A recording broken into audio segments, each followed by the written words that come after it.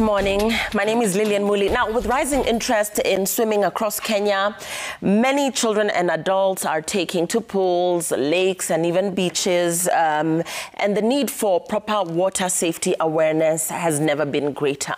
We know of incidents where drowning remains a leading cause of accidental death, and yet many of these tragedies are actually preventable. Joining us in studio is Coach Anthony Owuor.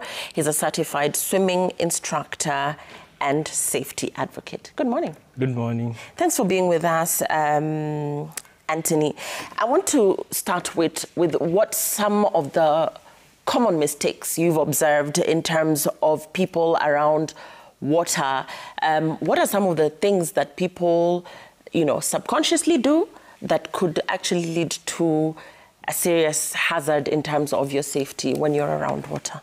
Yeah, I think one of them is just leaving your child just walking around the pool without supervision, or just assuming that because there is a lifeguard around, you just don't want to look at your child. Mm-hmm. And another one is just people who get drunk, mostly in hotels and such kind of places, and just walking around the pools and And when we talk about swimming lessons, you're a swimming instructor, and a lot of parents want to get their kids started early in terms of swimming lessons.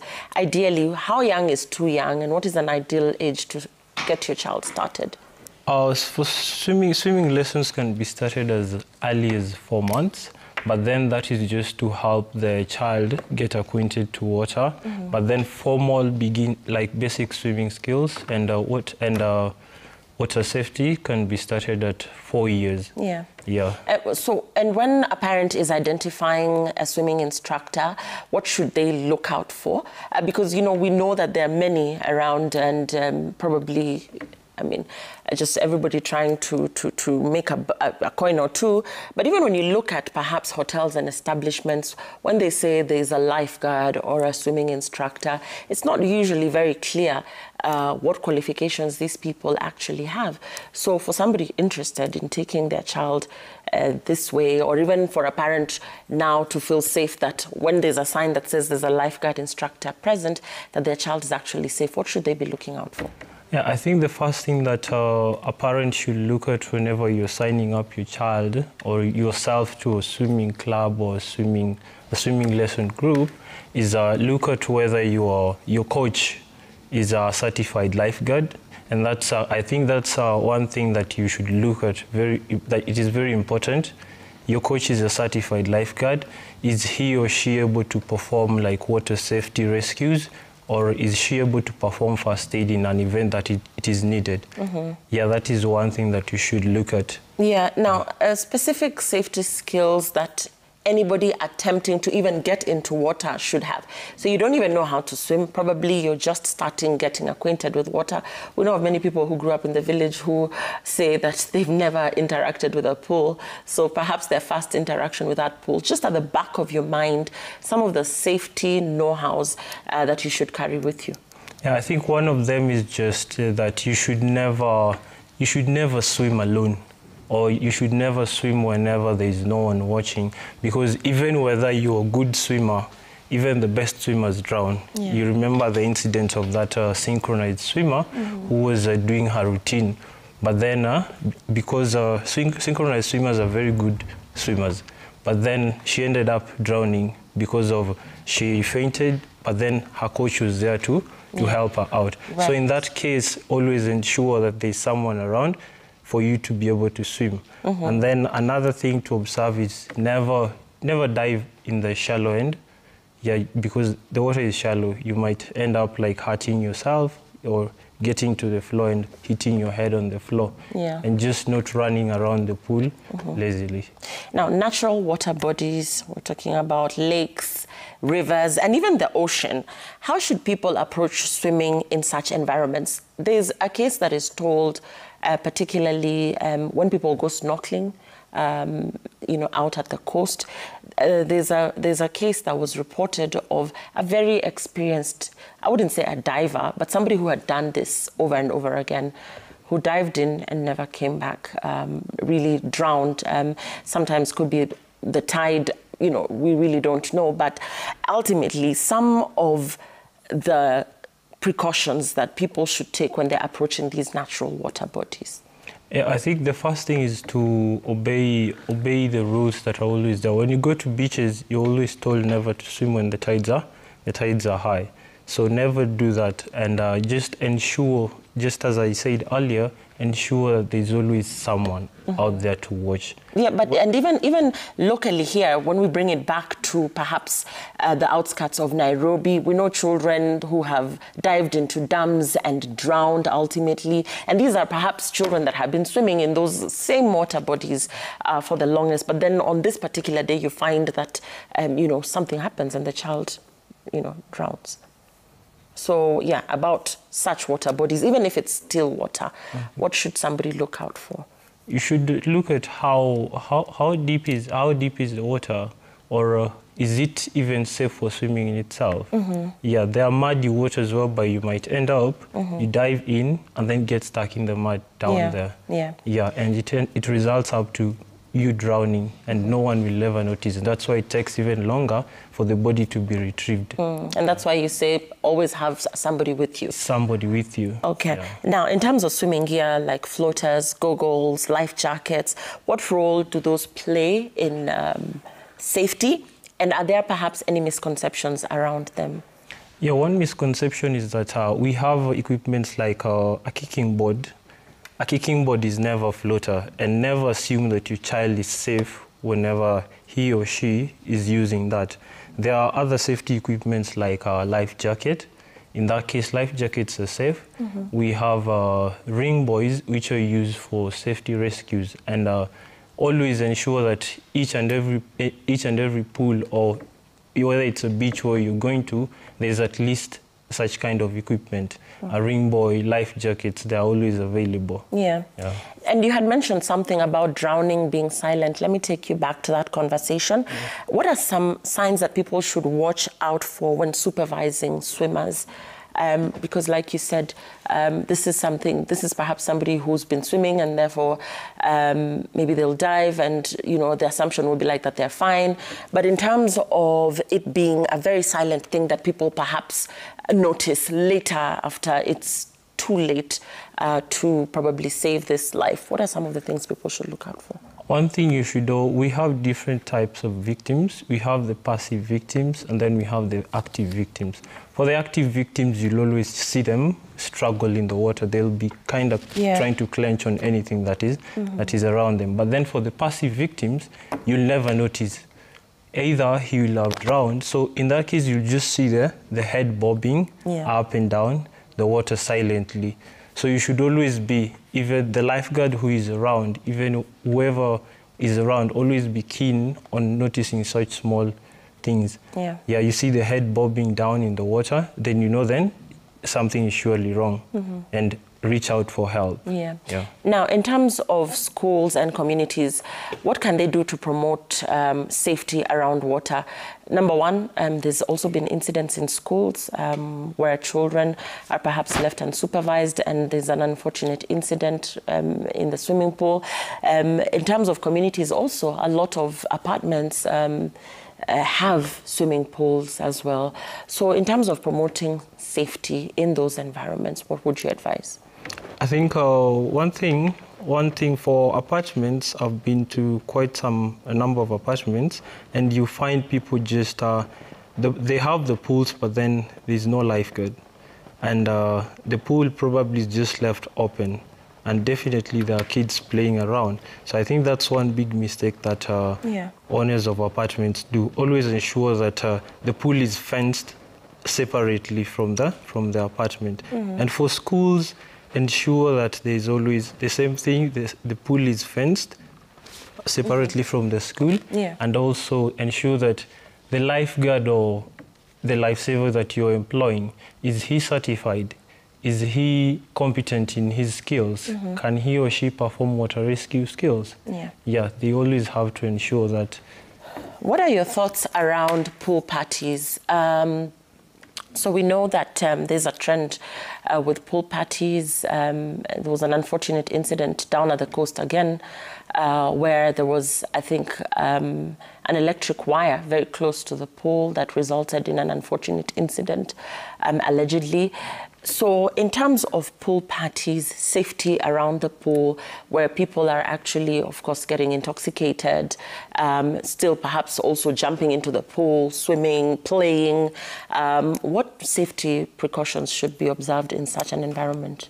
I think in such cases, the hotel owners should ensure that there is a high number of lifeguards around such pools, because you're definitely going to have those who are intoxicated jumping into the water aimlessly and just each and every time. So you always have to ensure that there's someone always, or people, a good number, to always ensure safety around such places. And then safety officers should also ensure that electrical wires should never be closer to water, just to ensure their safety. Right. Now, Anthony, the assumption is that people would find themselves in harm's way in deep water, but we know there's also been incidents in shallow water. Let's talk about that. Just going back to not the drowning itself, but if you see somebody struggling in water, whether you're trained or not, what should be what should you do in that? You've obviously noticed, and you pointed out to us what to look out for. So this person is obviously struggling in water. So what to do? The first precaution to take is call out for help. That is what you should do first. Maybe there's no help around. If there's no help around, if you're not trained as a lifesaver, then never dive into the water to reach out for the person. If there is a safety equipment like a ring buoy, throw it to the person. Or if there is a pole, you can reach out with the pole. But then if you're not trained, never dive into the water, because you don't want to end up losing two people. Right, yeah, right. You don't want to end up losing two. And you know, because like you said, the ideal situation would be to have a certified lifeguard present, but that is not always the case. So how important are life-saving skills like basic first aid, CPR in terms of intervention for caregivers or even parents who are in a situation where they're watching their children, and sometimes help does not come as fast as we would want it to come? Yeah, it's very important for each and every parent or even individual to know about basic life-saving skills, that is CPR and first aid, to just help out just in case help never comes. Each and every person should strive to get to that point whereby they have knowledge on what to do in case of such incidents. Yeah. Now, I wanted you to take us through Water Safety 101 as we start to wind up, Anthony. The importance of swim education and how we can all become safer around water. You know, and we've talked about incidents where even the most experienced of swimmers find themselves in situations where, the water just overpowers them. And so swim education and some of the must-knows for the public, because we interact with water. You could be on a boat ride, find yourself in a situation. It doesn't necessarily have to be for swimmers. Yeah, the first thing that, in case you find yourself in water or so, the first thing, at least, you should know how to float, learn how to float either on your front or on your back. It helps a lot. And then there is what we call water treading. That is just keeping yourself afloat also in water. Yeah. It's also a very important life skill that I feel that should always be the first thing whenever you're signing up for a swimming lesson. Those are the first skills that you should always be taught. Yeah, and just knowing how to move from one point to another, probably in the pool or a short distance in the water, is also very essential. So for adults who are now just moving it away from water safety, there are people who would really love, to swim. I mean, they're keen on swimming, but it's just not something that they've been able to do. Perhaps they feel that they're too old. Where do I start? I'm an adult. You know, mbaba mzima ningie kwa maji nianze kungangana na maji. So there's that fear. But, you know, the interest is there. This person wants to get started. But because maybe age has caught up, they just shy away from it. What would you advise? How would you advise such a person to go about this and just getting started? It's first I'd say it's never too late to start. Yeah, so just get your confidence. Once you find yourself that you have interest in that, and swimming is a very important life skill. It doesn't matter the age or what, it's an important life skill. And if you have the interest to learn it, then look for a swimming coach and just but make sure that your coach is someone who is able to get you going. And now that we've moved away from the safety aspect, for children, for parents involving themselves, their children in swimming activities, what is the importance of this for a child? The importance, yeah, it just helps, one, as you're talking about health and lifestyle, it helps keep kids active, and even also helps preventing some of the lifestyle diseases like high blood pressure, such kind of cardiovascular diseases. It helps with helping preventing that. Yeah. For the older population, Weight Watchers, people who are perhaps working out, what would you advise as regards swimming in terms of how many times a week somebody should be involved in a little bit of swimming, and what do you call them? Do you call them strokes or styles? What swimming styles? Yeah, what swimming strokes will help one burn those calories faster? I think for beginners, I'd say we at least do three to 4 sessions a week. That would help a lot. And because swimming is we say swimming is a full body workout. It engages the core muscles, the arms, the legs, and so it also depends on consistency. How consistent are you? If you leave the water after some time, then you're going to get back to zero. Yeah, that's always for sure. Yeah. So you have to be consistent enough for you to be able to achieve the weight that you want to get. Yeah. Now, in terms of hygiene as well, so there's also concerns around that. And, you, of course, being somebody that interacts in this field, in terms of hygiene, where are people getting it wrong, whether it's apartments, whether it's schools, whether it is... And, we know that the common perception is that it's chlorine, and that's the assumption that the pool has been cleaned. But in terms of the hygiene of this water, and there are people who are really OCD about getting into some of these pools because of that aspect. Let's talk about that. Yeah, I think water treatment is a very essential thing that should be observed even in schools and even apartments whenever you're constructing your pool. And you have to factor in that it's that water that is actually, we want to enjoy the water. We don't want to get away from it because of diseases of such kind of things. So ensure that the pool manager, or if it's the lifeguard doing the same thing, are they treating the water correctly? Is the water pH correct? Is the water chlorine level correct? Yes, you have to ensure all that is correct.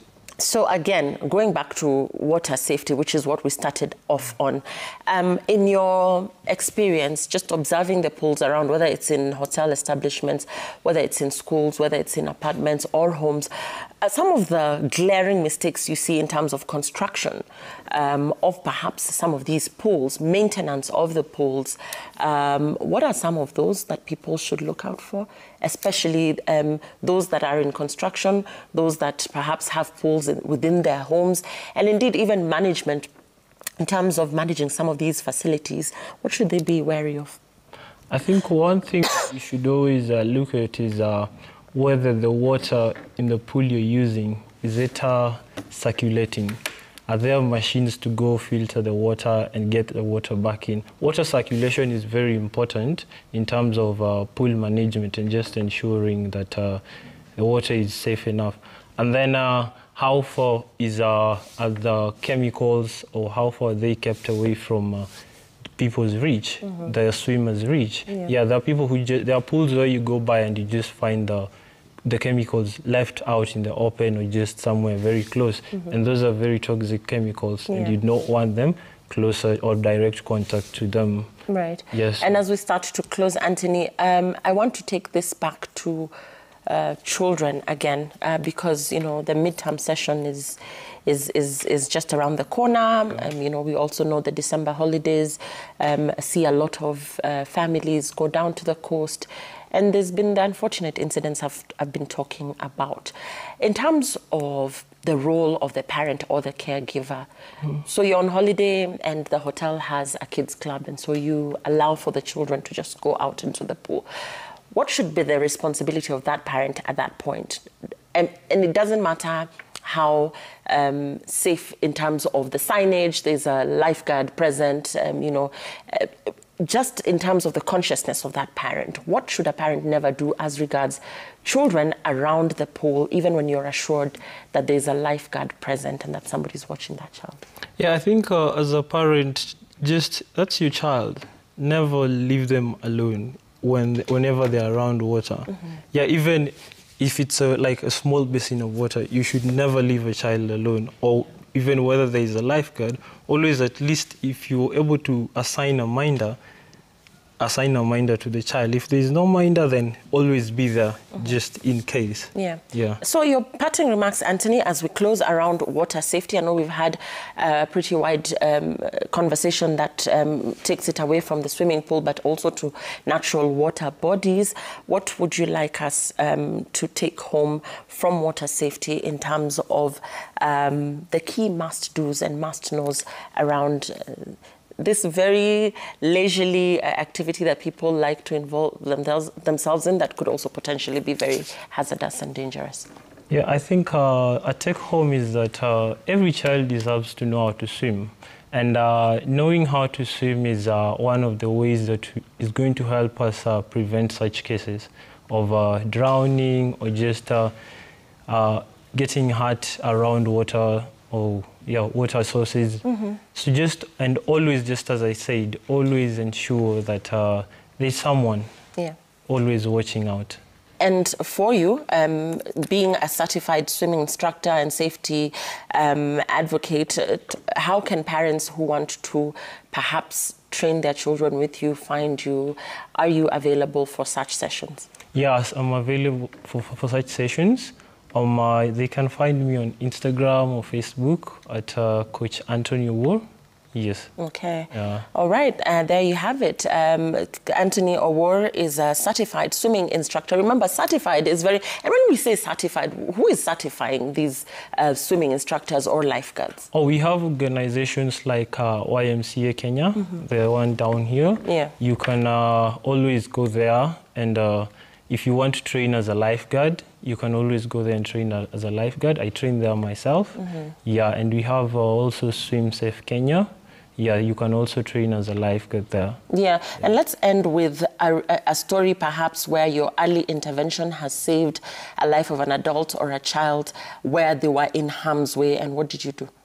I think I've been in one incident where I was an intern as a lifeguard at the University of Nairobi, where I studied also. So I was interning there as a lifeguard, and yeah, students come and swim, but then there's always people who are rowdy around water. Just as I said earlier, as a lifeguard, you have to be keen and you have to be sure of knowing how to do water rescue. Yeah. So always, yeah, I remember one incident where I had to go check someone out of the water, and they were drowning, and the pool was full. But then so I had to dive in the water and just perform the water rescue skills. Yeah. Yeah. And that life was saved. That life was saved. Yeah, but ultimately your safety starts with you. Yeah. Be careful around water, and always have a companion with you. Many thanks for watching. My name is Lillian Willie. Have a good day.